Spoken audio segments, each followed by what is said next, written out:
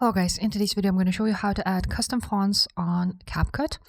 So first of all, you of course need to have a custom font. So I'm just going to go ahead to dafont.com and here you can download for free any font you like. So for example, I'm just going to use a CyberBrush, press download and save it somewhere.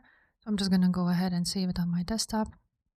Once you have downloaded it, you want to go to your desktop and here's my font. You want to go ahead, right click on it, extract all, press extract, and now here you have it. Now you will have this DTF file. You want to double click on it. This will open up. You want to press install.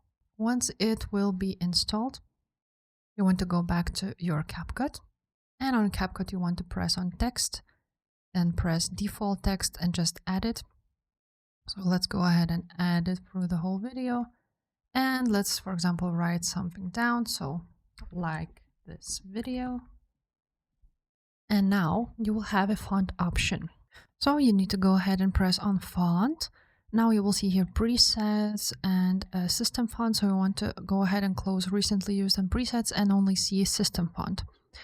After that, you want to scroll down and here is my installed CyberBrush.